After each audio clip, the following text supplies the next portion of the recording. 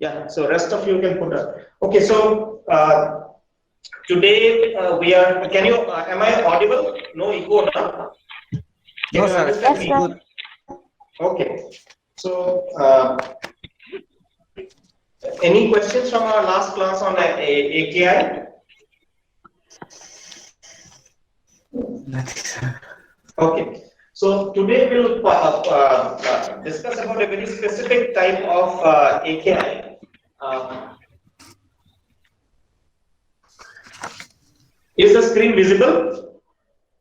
Yes, sir. No, screen is Yes, not sir. visible. No, this is visible? Screen is not. Yes, Yeah, sir. that's visible. Okay. Anyway, so I'll talk also, but we'll try to improve this in our next class. So we'll talk about hemolytic uremic syndrome, HUS. Okay. Yes, sir. Okay. So hemolytic uremic syndrome is one of the types of a specific condition that gives rise to acute kidney injury. Okay. So what does it? These two words are there. One is hemolysis and then uremia. That means there is hemolysis and there is uremia. Okay. So what happens actually is this is a microangiopathy. Okay. So that happens. There is a problem in the capillaries whereby there is formation of micro clots in the capillaries, and these clot formation in these capillaries causes RBCs to break by the friction. As the RBCs goes through these half obstructed capillaries, they break in the process. Okay, and this type of hemolysis is called microangiopathic hemolytic anemia. Okay, is it clear? Microangiopathic hemolytic anemia. Can you tell me another disease where you can where you find microangiopathic hemolysis?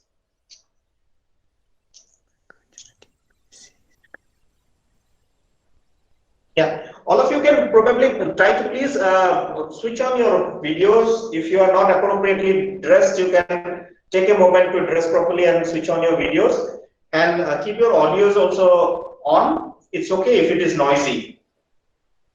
Yeah.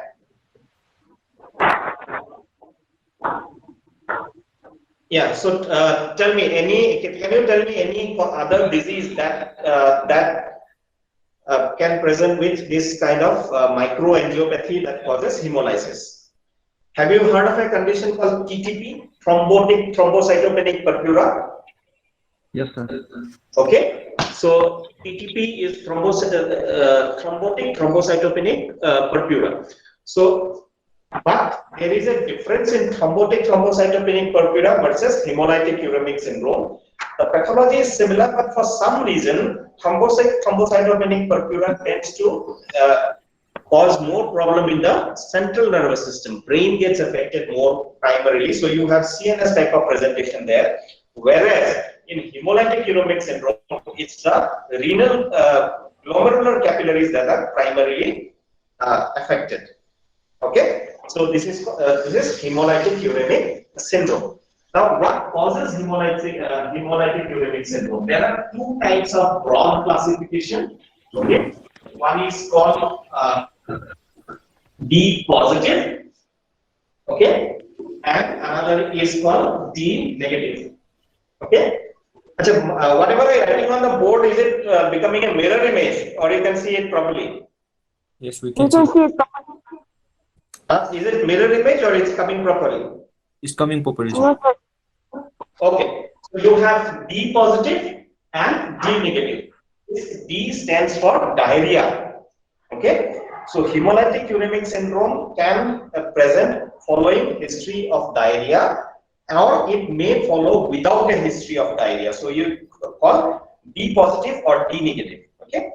Other two terms that are used for this D positive and D negative is called D positive, which is classically earlier most of these occurred because of D positive with diarrhea, and therefore it is also called typical hemolytic uremic syndrome. Okay, so typically hemolytic uremic syndrome occurred because of following diarrhea.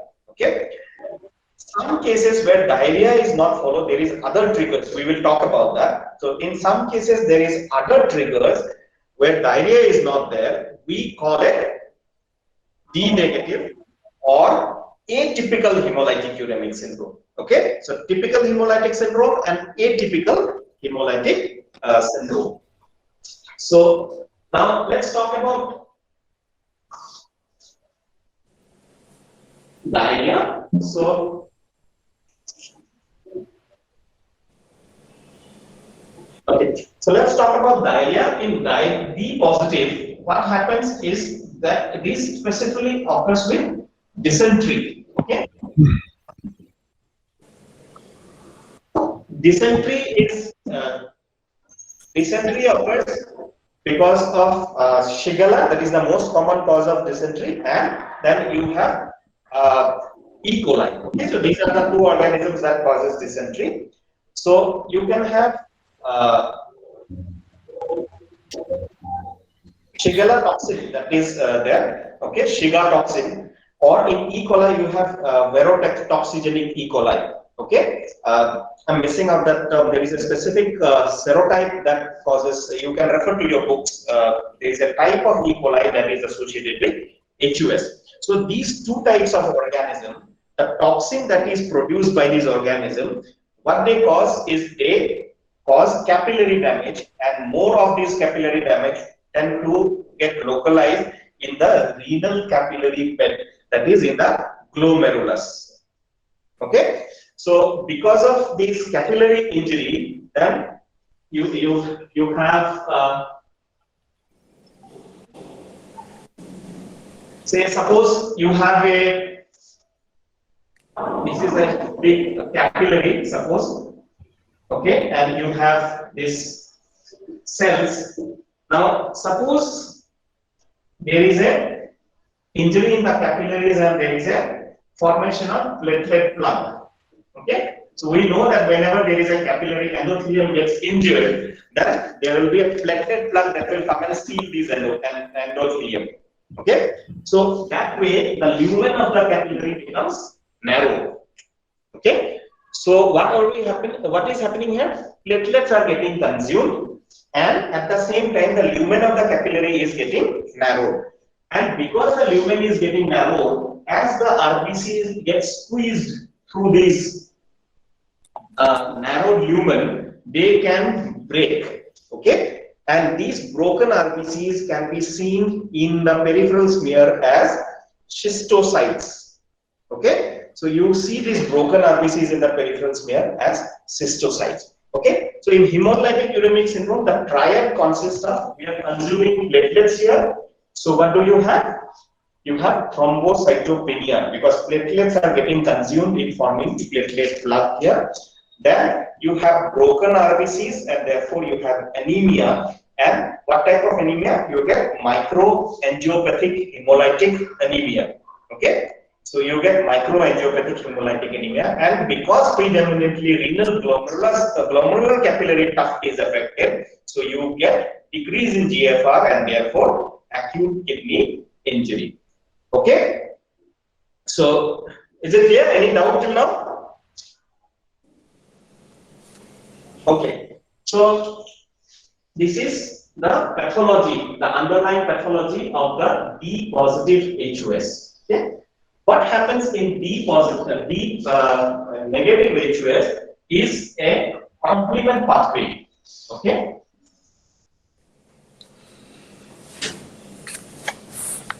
Okay, so D negative HUS occurs because of problem in the complement pathway, and because of some problem in balance of the complement pathway, the pathway gets inadvertently triggered. Okay, so we know that in most situations we have a balance. Okay.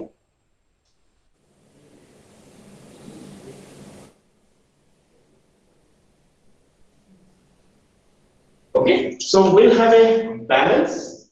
Some of these would be pro trigger of pro-triggering, and there are some will be inhibitors or anti.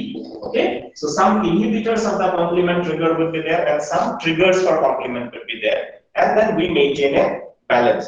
So because of any deficiency in any factors that trigger that inhibit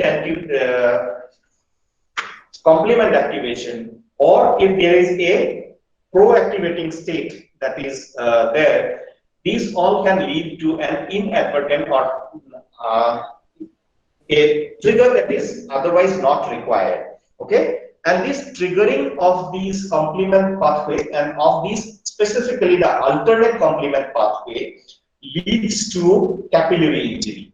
Okay, and these capillary injury leads to a similar pathology that is seen as if the capillaries are triggered by this toxins like Shiga toxin. Okay, so you have a similar presentation. So the problem, we have a capillary injury because of an inadvertent complement activation that leads to platelet plug formation, and these platelet plug formation decreases the lumen of the capillaries. RBCs, as they are rushing through these, get broken, and then you have microangiopathic hemolytic anemia and renal failure. Okay, so this is D negative. The problem is D negative HUS. So D negative HUS, or it is also called atypical HUS. Okay, D positive HUS, also called typical HUS, and D negative HUS, also called atypical HUS. Okay, is it clear? Okay. Now, what is the clinical presentation? How clinical features? Okay. What is the clinical presentation? Clinical presentation is that these children will present with renal failure, and these type of renal failures are oliguric. Okay. So let's start talking about the D positive first. Okay, that would be more common. So what will happen? The child has dysentery, and then the child started decrease in urine output. Okay, so urine output is not coming. Can you tell me why the child is not passing urine?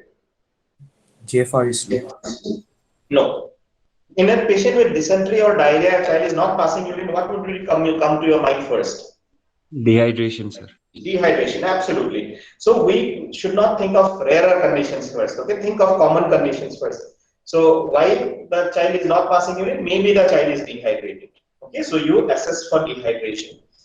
If the child is not dehydrated, or if the child was dehydrated and you gave enough fluid to the child to correct the dehydration, and despite that urine output is not coming, that means what? So now in this scenario you will suspect that there could be underlying renal failure. Okay, can dehydration lead to renal failure? Yes, sir. Yes, sir. Yes. So dehydration also could lead to renal failure. Yes, sir. Okay, so light has dehydration can lead to renal failure, and you can have renal failure because of HUS in setting of dysentery. So how would you differentiate renal failure of dehydration versus renal failure of HUS?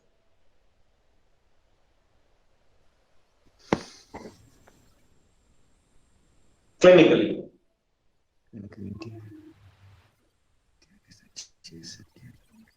So what did we say the triad? Triad is thrombocytopenia, microangiopathic hemolytic anemia, and renal failure. So once we decide that normal hydration but no urine output, so we suspect renal failure. At the same time, you look for features of thrombocytopenia and anemia. So if there is a history of increasing palmar pallor, okay, or during your examination you find that there is marked pallor in the child, which could be recent onset. If you ask the parents that is the child pale like this, the parents say that no, after this episode of diarrhea the child has become so pale. Okay, so you know that this is a recent onset pallor. Keep in mind that iron deficiency anemia is very common, so sometimes pallor can be a coincidental iron deficiency anemia in the children. But if you take the history properly, you will know that a recent onset pallor in a child who has dysentery and following that there is a renal failure, you need to keep hemolytic uremic syndrome in mind. Okay, clear? Now you may sometimes get some signs of bleeding. So you may get some petechiae, some gum bleeding, because if the thrombocytopenia is marked. Okay, so if you get any signs of thrombocytopenia, anemia, and renal failure, think of HUS. And otherwise also, you will suspect this in situation and send for blood test. So if you document thrombocytopenia, document hemolytic anemia. Hemolytic anemia means there will be anemia, and in peripheral smear there will be cystocytes in the peripheral smear. Okay, which are signs of microangiopathic hemolytic anemia. Okay. So what else can you get? You can get if you do an LDH. LDH will be elevated, signifying that there is hemolysis. If you do a haptoglobin, that haptoglobin will be elevated. Okay. So and because there is endogenous coagulation that is going on, then D-dimer also may be elevated in these cases. Okay, because this is it's a consumption coagulopathy. It's a type of consumption coagulopathy. So D-dimer will also be elevated. So in Volta, you have to see that. Apart from that, we have seen what are the things we need to do for renal failure. So we will not review everything, but you need to do all the tests that was required for renal failure. Like you need to repeat a creatinine, urea, potassium, sodium, blood gas. Okay, so all these things you need to do, and the acute management will be same as management of renal failure that we have discussed. Okay. Now, what about platelet transfusion? Do you think you need platelet transfusion?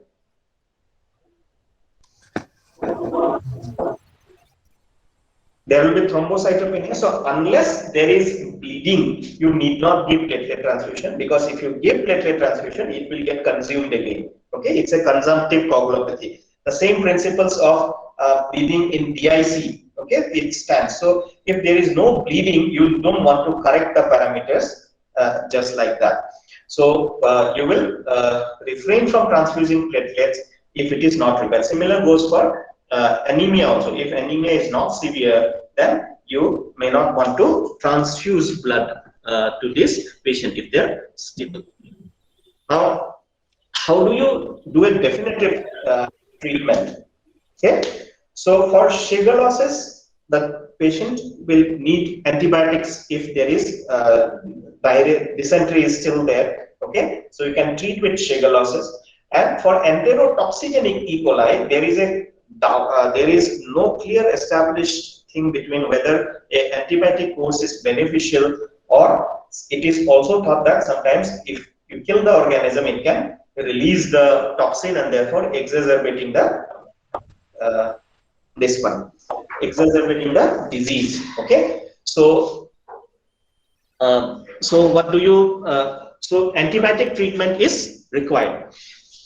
So you will treat the dysentery with antibiotic, but there is a controversy in treatment specifically related to E. coli associated dysentery. Okay, so is it clear?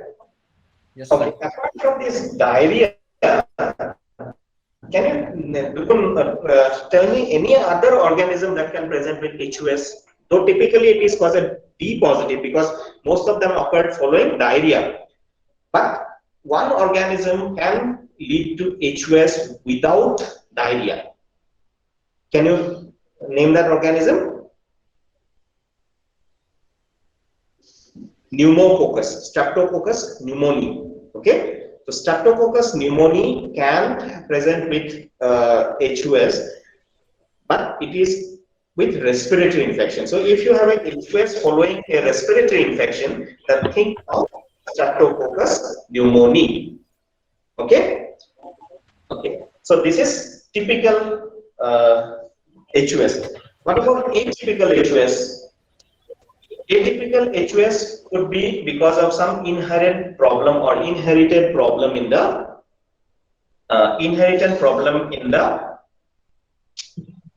complement pathway. So in complement pathway, what you can find is, suppose, how will you know that if a person can have problem in complement pathway? Any idea? Can you get any clinical clue?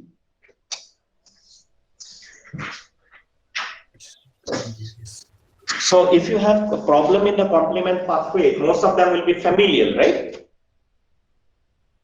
Yes or no? Yes, sir. Yes, sir. So how will you know that there is a familial problem? The history of bleeding in the family. And, Yeah, minor so there will injuries. be problem, a similar problem in the family. That's the common thing we ask about. Okay. So if there is a similar problem in the family, then you will come to know about that. Now, apart from the family history, we know that dysentery will occur only one time. Okay. But suppose a child is coming with repeated exacerbations of HUS. So suppose the child had HUS once, somehow treated, then again 2 months later, and then again exacerbation of HUS, again maybe 3 months later. So if you have recurrent, then can this kind of course happen with any infectious organism like Shigella or E. coli? Right? Shigella or E. coli will come once, cause the problem. If you treat it, they get better. Or if you don't treat, maybe it will result in a fatality or spontaneous cure. So it will not come again and again. So recurrent HUS or recurrent presentation of HUS will point towards possibility of an underlying problem. Okay. Then age group. So normally we have problems in toddlers, diarrhea, dysentery. These are problem of older infants and toddlers. So younger infants or below 1 year of age, if there is an onset of HUS in a child with below 1 year of age, with or without history of receiving diarrhea, then you must think of or keep the possibility of atypical HUS in mind. Okay, so for evaluation of atypical HUS, you will need to look into the some factors that could be involved. Okay, so it can lead to many of the factors in. You can measure factors in the complement, like you can measure a complement 3 levels, C3 levels, or anti-factor H antibody sometimes can be there. So you can look for anti-factor H antibody, C3. Okay, so a battery of tests that comprises of looking into the integrity of the complement pathway can be done. Two major things that are done are anti-factor H antibody and your C3 levels. Okay, so in India, almost 50% of all atypical HUS are result of anti-factor H antibody. Okay, so it is an autoantibody against factor H, which keep the complement pathway under check. So if you have an antibody against factor H, then there would be dysregulation and may lead to HUS. Okay. Now, how will you manage? How will you treat these conditions? So, any difference with D positive HUS? Yes, sir. In management, is there any difference? In D positive HUS, we have treated the cause by. In D positive HUS, we have treated the cause by antibiotics, right? And then we hope that once the toxins has gone, the kidney will heal itself and become better. And in the meantime, we discussed about AKI. So we do all the management of AKI to keep the child alive. Okay. How will the treatment strategy change in a atypical HUS or D negative HUS? How would you want to treat? Suppose there is a complement pathway deficiency in a patient, okay? Or if there is an antibody to factor H. Okay, so in this scenario, can you put forward some strategies, management strategies for this condition? Yeah, you can type in or you can speak up also. We should replenish the deficiency, complement deficiency. How will you do replenish that? PPF, first person plasma. Okay, so because these are there in plasma, so you may be able to infuse some fresh plasma into the patient from donors. That means hoping that these factors which is deficient in the patient, and you can correct this deficiency in the plasma. Okay, what about I say that almost 50% of them has anti-factor H. Okay, so that means if it's an inhibitor, you can have deficiency or inhibitor. So if you have an inhibitor that causes problem, then how will you take care of it? Dialysis. Hmm? Dialysis. Dialysis. How will dialysis? Dialysis will remove only creatinine, urea, potassium, and all those stuff. So these antibodies and all will not get removed. So we can give antibodies to the patient. Antibodies to the patient. Okay, correct. So you can do antibody. So you want to give a antibody to the anti-factor H. Correct. Yes, sir. Yes, so yeah, so that makes sense to some extent, okay, but the thing is that this is a very pointed approach. So because when you are managing these patients, you do not know for sure what is the problem. Okay, suppose you gave anti-factor H to this patient and there is another there was a deficiency of other factor, then it will not work. Okay, by the way, as of now, anti-factor H antibody is not available. Okay, but it makes sense that it's good that you're thinking about something. But if you do that also, it will be very narrow, like trigger. If something else is there, you will not cover it. So can you think about something broad? Plasmapheresis? Yes. So plasmapheresis is a strategy that is used in these situations. Why plasmapheresis? Because in plasmapheresis, you are removing these antibodies, whatever antibody, it may be anti-factor H or other factor antibodies, you can remove these antibodies by removing the plasma and replenishing the plasma with fresh plasma. So if it is deficiency, then also it gets corrected. If it is an antibody, then also it corrected. So it's a much broader spectrum. It's like an empirical antibiotic therapy. You are hitting even if it's staphylococcus, you are hitting even if it's Klebsiella. Okay, so either way, so that kind of thing. So plasmapheresis is a broad spectrum management strategy, and it is one of the most widely used management strategy for atypical HUS. Okay, but what is our major way of managing diseases that contains autoantibodies? These are anti-factor H is an autoantibody. Yes or no? So normally there are many other diseases that contains autoantibody. How do we treat them? Immunosuppression. Immunosuppression. So if you document that there is autoantibody or anti-factor H antibody, the acute phase you will manage by removing the autoantibody by plasmapheresis, but at the simultaneously you will go for immunosuppression. So there are some regimen where you use steroids for some time, followed by other long-acting immunosuppressant, so that the anti-factor H level can be kept under check, and over the period of time you can monitor the anti-factor H antibodies. Okay. Yes, sir. Okay, is it clear? And in cases where either B positive or B negative HUS, when if the kidney gets severely damaged and the patient goes into end-stage kidney disease. So this is one of the disease where AKI may not have a good prognosis. Okay, a severe AKI, the kidney may get severely damaged and never recover again. So one AKI can lead to ESRD, end-stage kidney disease, and if unfortunately the child goes into end-stage kidney disease, then we have to go into management of ESRD and subsequently do transplant. Okay? Clear? Okay. Yes, sir. Yes, sir. I'm missing something up. Yeah, one more drug that is used for atypical HUS is eculizumab. Okay. I don't know if I'm spelling it correct or not.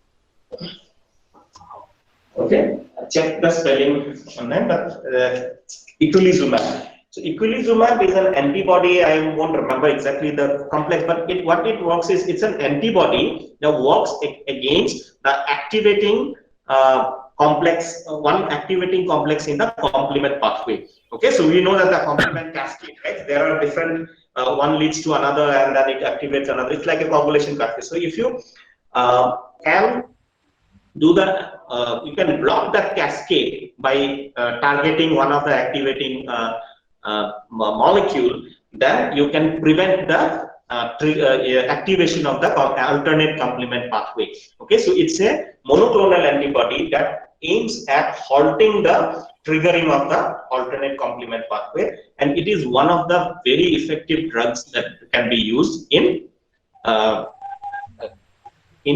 this one. So suppose you have anti-factor H. Yes. Suppose there is an anti-factor H, and even that will lead to complement pathway. But even down in the cascade, if you can block the activation by a monoclonal antibody, then our purpose is done. Okay, we can stop the complement pathway from getting activated. But by the way, this is a very, very expensive drug and currently not available in India. Okay, so very drug. Can you tell me what is the most expensive drug as of now?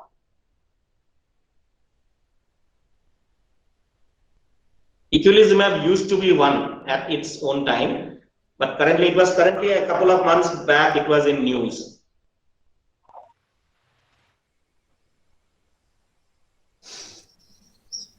Anybody can tell me? I don't remember the name either, but I can tell you about the disease for which it is used.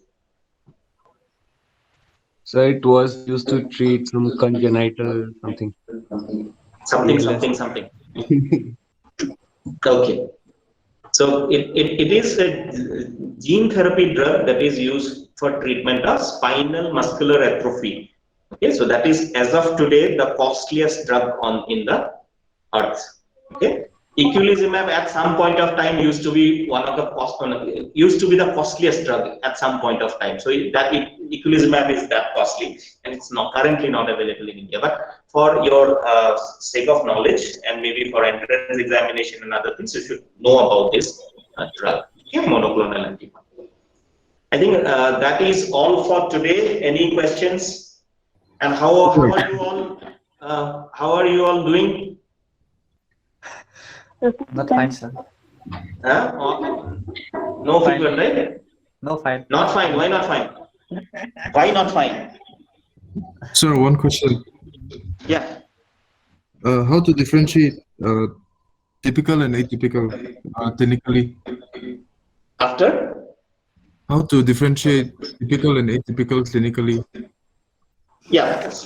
Typical occurs following diarrhea, right? So if you have diarrhea or if you have any infection, like we said pneumococcus, or if there is pneumonia and HUS, then you think it's a typical. Or if you have diarrhea or dysentery or diarrhea and HUS, then you think it's a typical. Okay.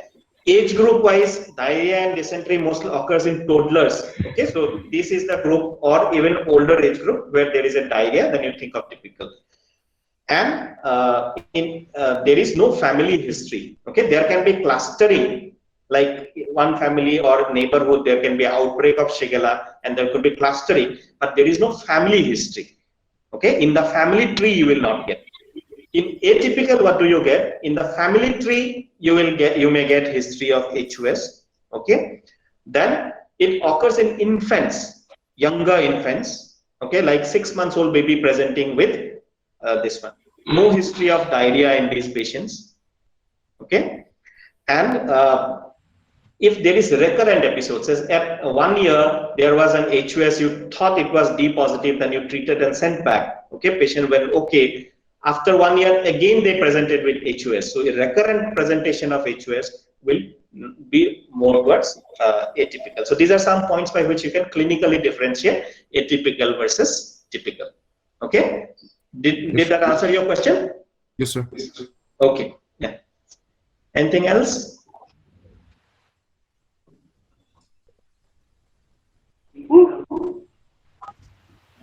Okay then. See you on Monday. Stay safe.